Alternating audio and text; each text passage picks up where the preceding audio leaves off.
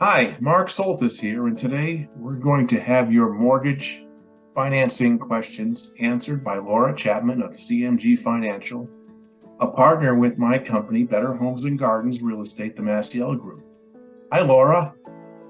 Hi, Mark. How are you? Good, good. How you doing today?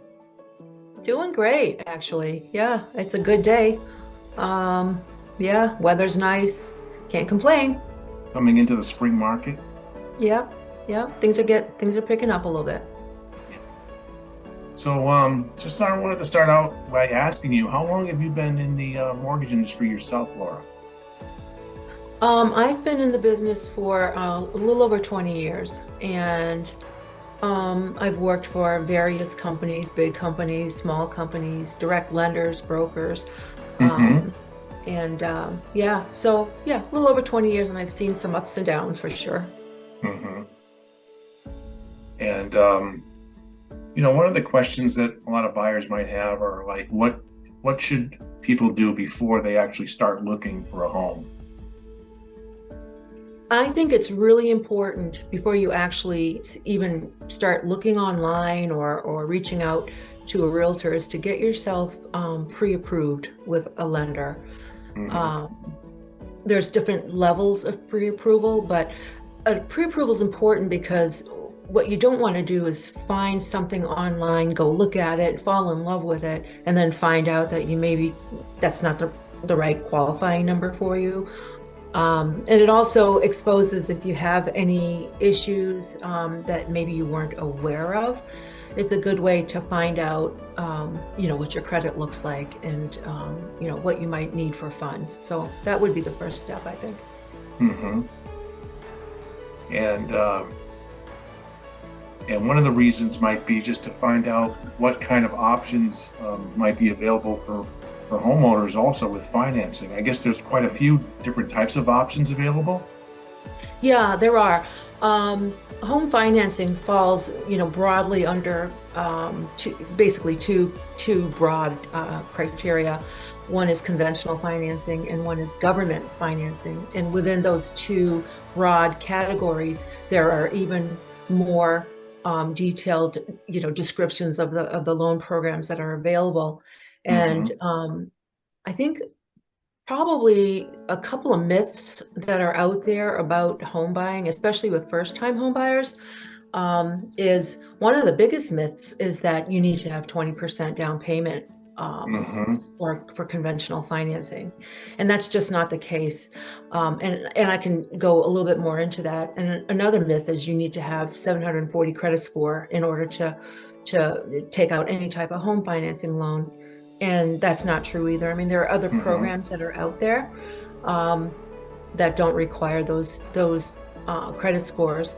Mm-hmm. Um, so lots of different programs, especially if you're a first-time home buyer. There are, depending on what state you're buying in, Mm-hmm. whether it's New Hampshire, Mass, Maine, actually most states will have some sort of a grant program where the state will actually help you with a bond or a grant to help you with down payment assistance.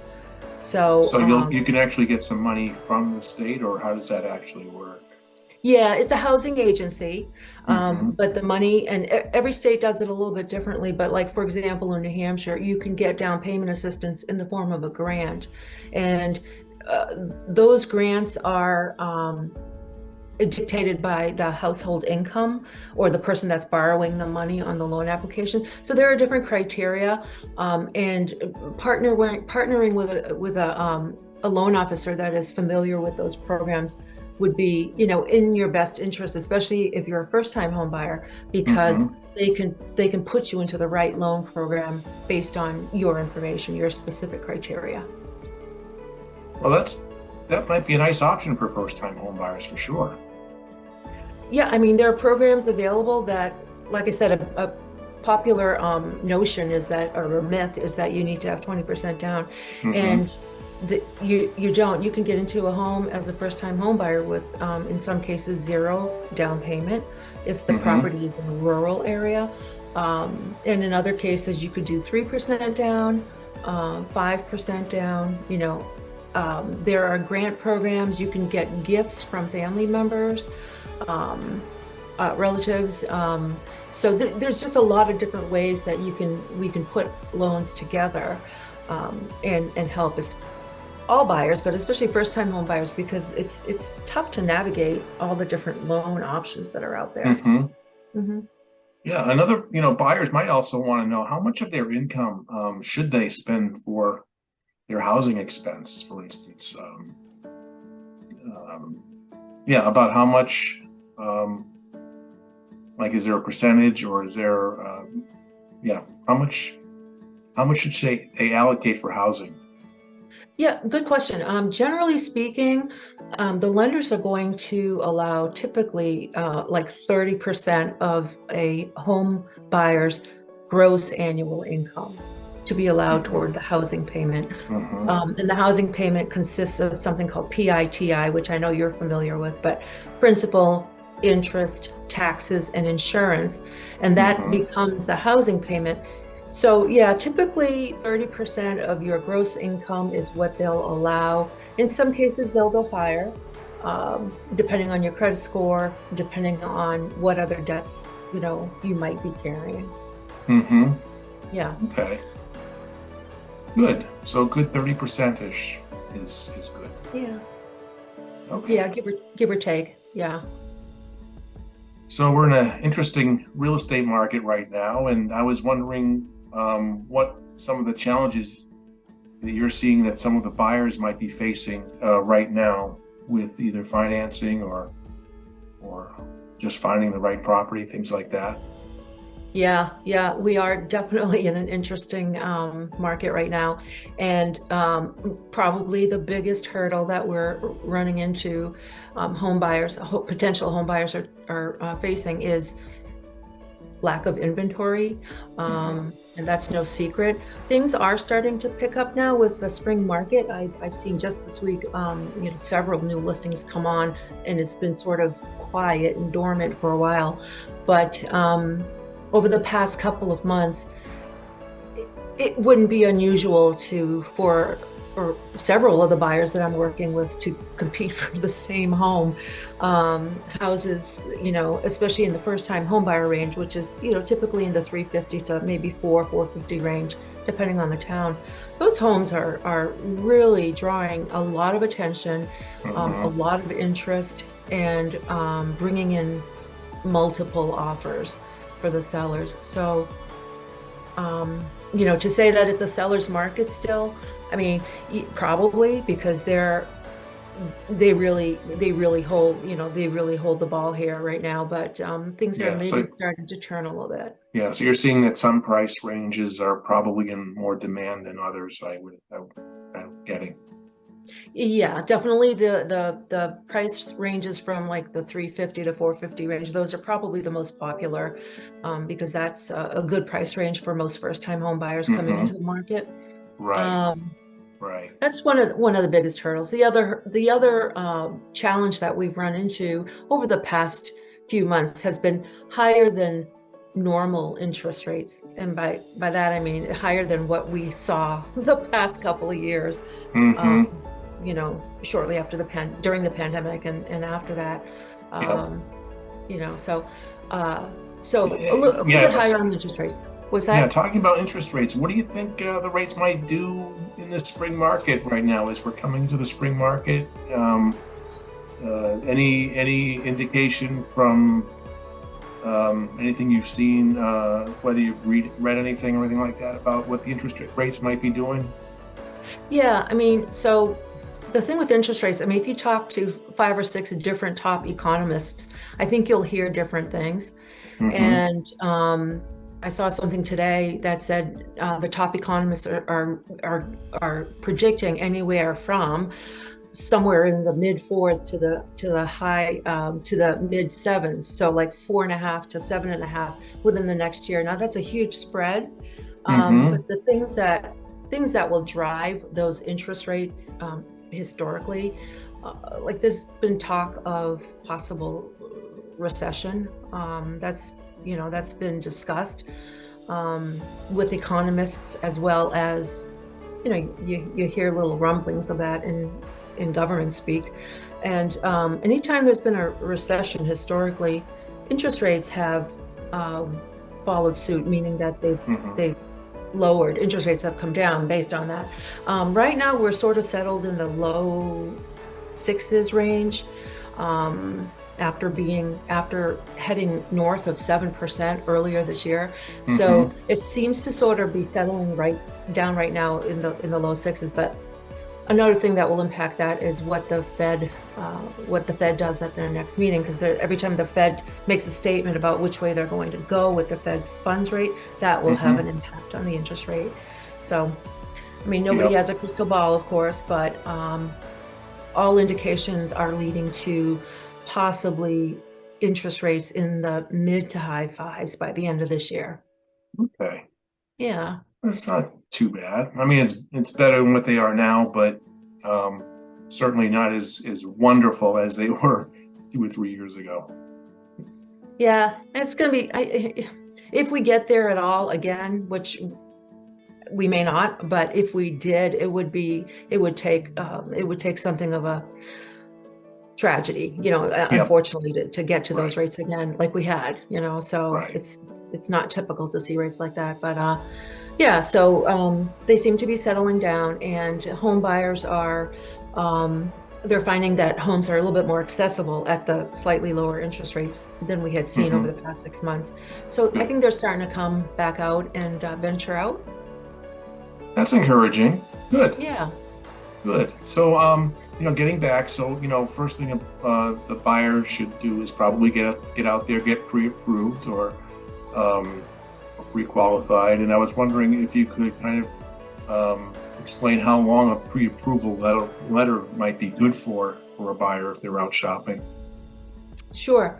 So a pre-approval letter is technically it's good for 4 months, but usually what we'll do is after if a couple of months go by and there's been no activity, we like to just kind of revise or revamp their pre-approval. We won't necessarily pull a new credit report, but we'll provide our realtor partners with more updated pre-approval letters, so that when your buyer goes shopping and makes an offer on a home, the seller doesn't say, "Hey, this is a really old approval. Can you update it for us?" So that's important. I also encourage buyers to provide their documents to their loan officers as soon as they're requested, because what we'll do with that information is we'll actually submit the buyer's loan to our underwriting department for a formal approval, which comes out in the form of what's called a loan commitment, and that's a stronger approval letter, and that sometimes goes a long way with sellers, knowing that the loan has already been approved and reviewed by an underwriter. So it sounds like there might be like 3 levels now. You can get either a pre-qual, a pre-approval, or a loan commitment in your shopping. And so what's the difference between like a pre-qual and a pre-approval? Good question. Yeah. So a pre-qual is when initially we have contact with a potential homeowner, and we just sort of take their information, start to put a loan together, and actually run their credit report. But we haven't actually received any documents yet. We're going based on what we're told, and sort of putting some numbers together. And if we're comfortable, most loan officers will provide a pre-qualification letter. Now, the next step, which is pre-approval, we run the loan through an automated underwriting engine. So it gives us, as the loan officer, it gives us a really good feel for whether the loan will be fully approved by an underwriter or not. And we'll usually make that call ourselves if we feel like, it's a strong credit and they have other factors that are compensating. We'll issue a formal pre-approval letter with confidence, knowing that. And then, then there's that third one, which is now the commitment letter, which is even the best. Exactly. Good. And that's, we collect documents and send it to an underwriter. So, Wonderful. So is there a particular time that a buyer should lock in their rate when they're shopping for a home, or should they wait till they find a home first? Typically people will wait till they find a home and they're under agreement. And then once we put the real loan together with the loan attached to the property, I always say to buyers, you know what, buyers will say, what do you think rates are going to do tomorrow? Well, we really have no idea what rates are going to do tomorrow, right? So I always say, hey, if you're comfortable with the payment, you're comfortable with the rate where it is right now as we're having this discussion, probably is a good idea to lock it in, because you always run the risk of having it, the rate going up. If you don't lock it in, the very next day it could go up, Right. So it could come down too. Right.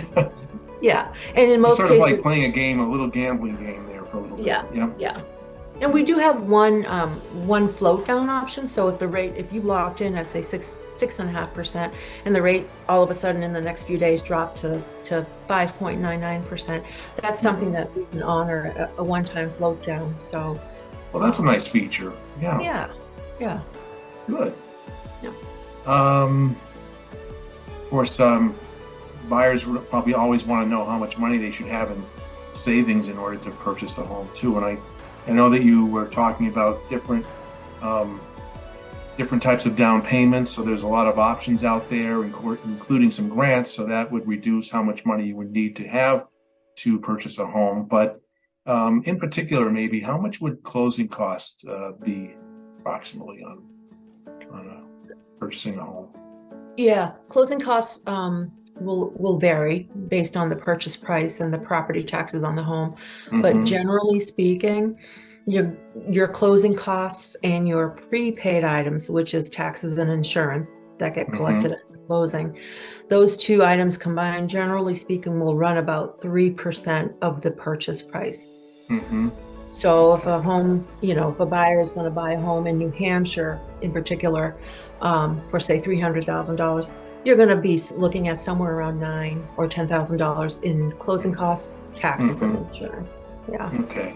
Well, that's a good guide to work with, I guess, for a buyer that doesn't really know what to kind of expect. So that 3% rule is pretty general, and I guess that has a little bit of leeway either way, but around 3%. Yeah, and depending on the state, some states charge the buyer what's called transfer tax. New Hampshire has a state transfer tax for buyers, but in Massachusetts, for example, there's no state transfer tax for buyers.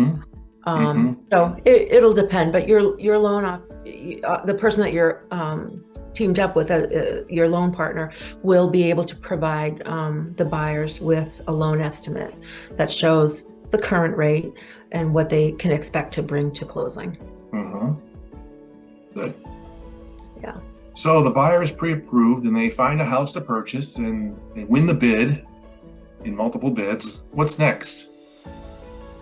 What's next? Yeah, it's exciting. Yeah, right, exactly. If you haven't already provided documents to your lender by then, you'll want to definitely within the next day or two provide documents to your lender so that the loan officer can get going on the loan process.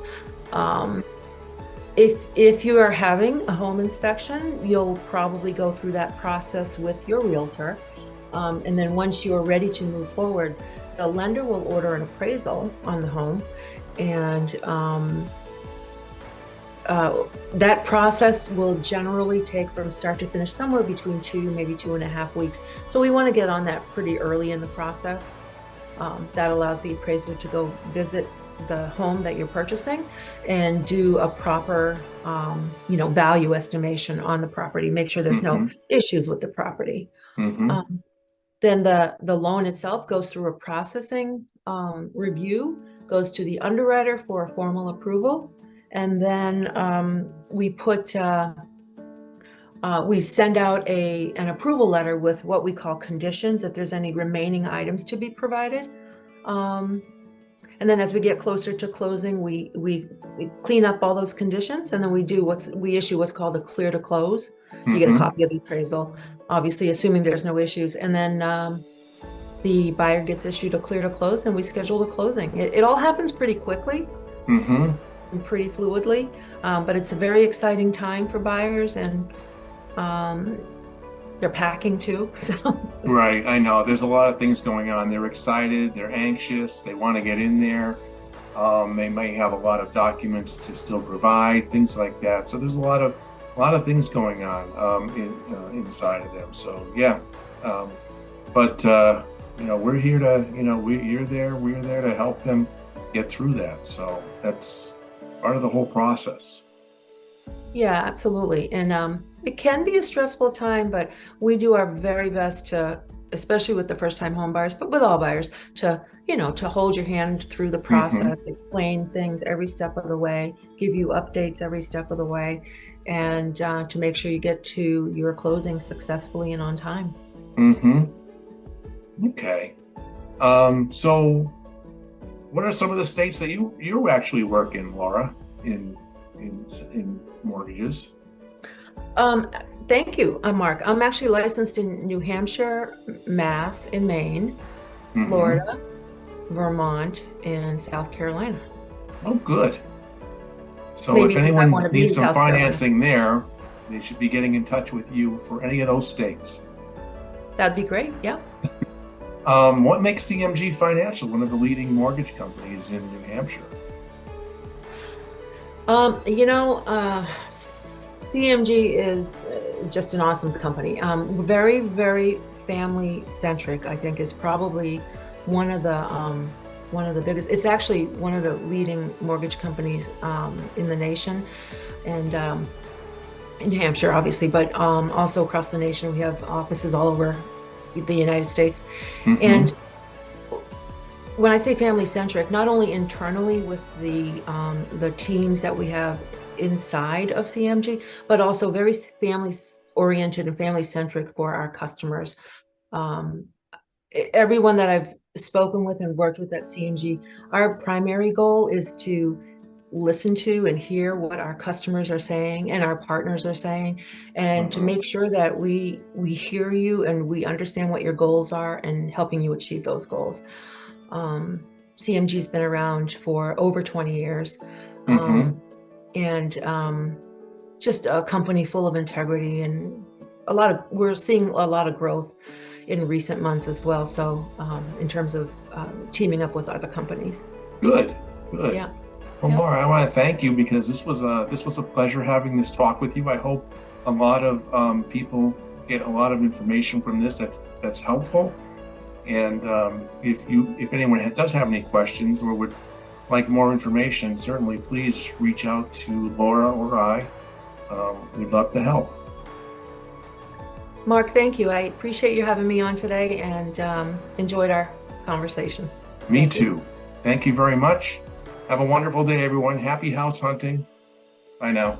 Bye.